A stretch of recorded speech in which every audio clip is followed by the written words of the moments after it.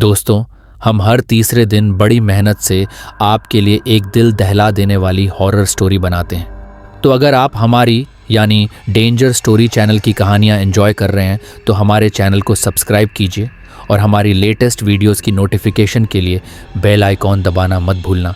एक बुरा सपना, ये कहानी हमें हमारे एक सब्सक्राइबर प्रियंका ने भेजी है और ये उसके साथ हुई एक सच्चे इंसिडेंट पर बेस्ड है। प्रियंका, अर्चित और अंकित बहुत साल पहले एक आर्मी कंटोनमेंट एरिया में रहते थे और वहीं के एक आर्मी स्कूल में एक साथ पढ़ते थे। उस वक्त वो सब करीब 11-12 साल के ही थे। उस कंटोनमेंट एरिया के पीछे एक बहुत छोटा सा मैदान था जिसके पीछे दूर तक फैला हुआ एक जंगल भी था। उस जंगल में बच्चों का जाना बिल्कुल भी अलाउड नहीं था। अफवाह थी कि जंगल में शेर और जंगली जानवर घूमते हैं। कुछ लोग तो यह भी कहते थे कि जंगल में एक चुड़ैल रहती है। पर एक शाम तीनों अपने माँ बाप को बिना बताए शैतानी की आड़ में जंगल की तरफ चल पड़े। उन्हें शेर और जंगली जानवरों के बारे में पता था, पर हर बच्चे को लगता है कि उनके पास सुपर पावर्स होती हैं और अपनी ही धुन में वो तीनों भी जंगल की तरफ निकल पड़े। शाम से धीरे धीरे रात का अंधेरा होने लगा, पर फिर भी वो तीनों आगे बढ़ते रहे। प्रियंका को अंधेरे में बचपन से ही घबराहट महसूस होती थी और इसलिए वो वापस घर चलने की बात करने लगी। वो अपने दोस्तों को मना ही रही थी कि तभी उन्हें एक शेर की दहाड़ सुनाई दी। सबके रोंगटे खड़े हो गए। दिशा ने डरते हुए पीछे मुड़कर देखा तो वहां कोई शेर तो नहीं था, लेकिन उनके सामने एक बूढ़ी औरत खड़ी थी। अंधेरे में उसकी शक्ल अच्छे से दिख नहीं पा रही थी, पर उसके गाल पर एक जख्म का बड़ा सा निशान जरूर दिख रहा था। उसने एक काले रंग का गाउन पहना हुआ था। अपनी काली ड्रेस के साथ साथ उस औरत की आंखें बेहद डरावनी थीं और वो उन बच्चों को घरे जा रही थी।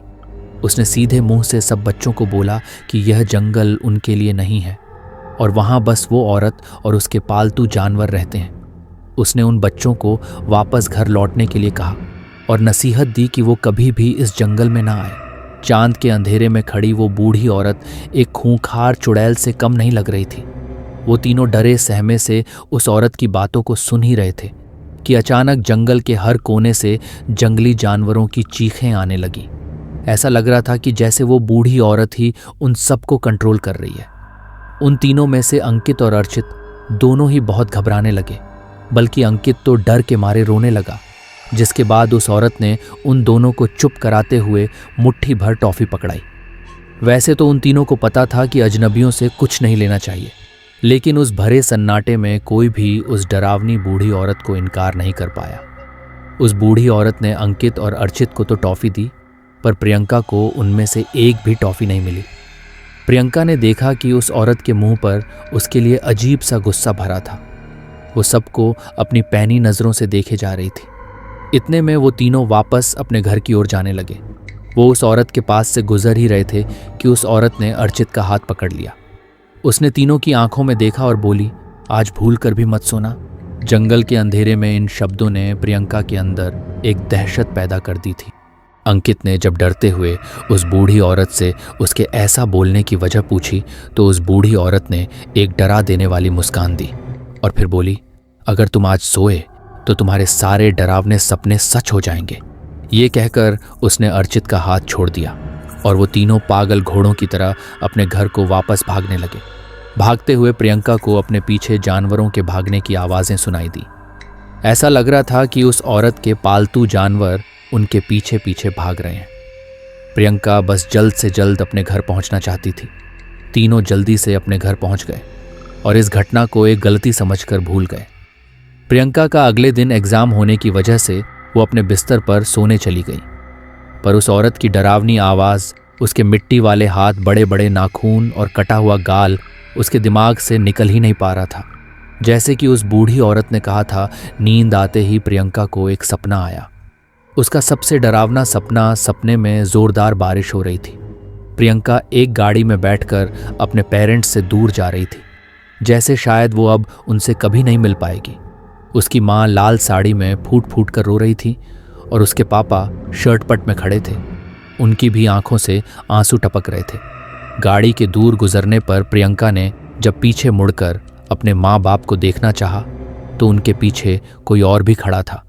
चौंका देने वाली बात यह थी कि वहां वही बूढ़ी औरत खड़ी थी। अपने चेहरे पे वही भयानक हंसी है, वो भी उसकी तरफ हाथ हिला रही थी।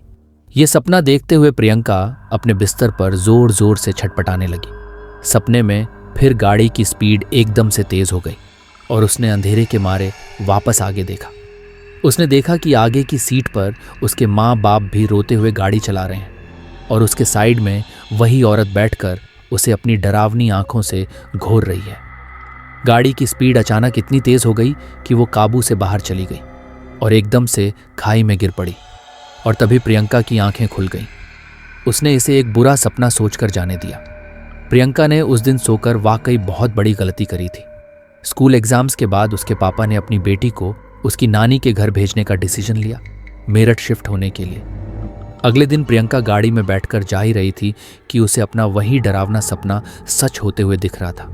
उस दिन उसकी माँ ने लाल साड़ी और पापा ने वैसे ही शर्ट पट पहना था और दोनों वैसे ही रोए जा रहे थे जैसे प्रियंका के सपने में जाते हुए प्रियंका ने पीछे मुड़कर देखना चाहा तो उसके हाथ और पैर दोनों सुन पड़ गए। सब सपने के जैसा ही हो रहा था। उसके सपने के जैसे उसके माँ बाप के ठीक पीछे वही बूढ़ी औरत खड़ी थी जो उन्हें जंगल में मिली थी और वो वैसे ही भयानक तरीके से प्रियंका को देखकर मुस्कुरा रही थी। पर इस बार जब प्रियंका की गाड़ी ने स्पीड पकड़ी तो वो किसी खाई में नहीं गई और ना ही उसके बाद कोई हादसा हुआ। 10 दिनों बाद प्रियंका को अपने पेरेंट्स से पता लगा कि अर्चित की माँ एक एक्सीडेंट में मर गई है। प्रियंका तब इस सब को समझने के लिए बहुत छोटी थी और समय के साथ वो इस बात को भूल भी गई। लेकिन कुछ साल बाद वो वापस अपने शहर में आई और अपने पुराने दोस्तों से मिली। तब अर्चित ने उसे बताया कि जिस रात रशा को वो डरावना सपना आया था उस रात उसने भी एक बुरा सपना देखा था। अर्चित ने अपने सपने में अपनी माँ को एक कार एक्सीडेंट में मरते हुए देखा था जो 10 दिनों बाद सच हो गया। पर अंकित के साथ ऐसा कुछ नहीं हुआ क्योंकि अंकित उस रात सोया ही नहीं था। प्रियंका को शायद थोड़ा थोड़ा सब कुछ समझ आने लगा था। उसे उस बूढ़ी औरत की बात याद आने लगी थी जिसने उन्हें उस रात सोने से मना किया था। प्रियंका का भयानक सपना असलियत में नहीं घटा क्योंकि शायद उसने उस दिन उस औरत की दी हुई टॉफी नहीं खाई थी, पर उसे पूरा भरोसा हो गया था कि यह सब उसी चुड़ैल ने किया था। उस दिन के बाद से वो बूढ़ी औरत प्रियंका को फिर से अपने सपनों में देखने लगी। आज प्रियंका 20 साल की हो गई है, लेकिन उसके सपनों में जब भी वो औरत उसे देखती है तब तब प्रियंका के जीवन में कुछ बहुत बुरा होते होते रह जाता है। प्रियंका को आज तक उस बूढ़ी औरत की माया समझ नहीं आई। क्या आपको समझ आया कि वो बूढ़ी औरत कौन थी? हमें कमेंट्स में ज़रूर बताइए।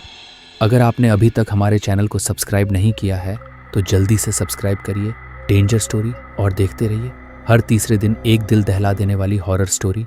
तो बेल आइकॉन दबाना मत भूलना। मिलते हैं नेक्स्ट स्टोरी में, तब तक के लिए धन्यवाद।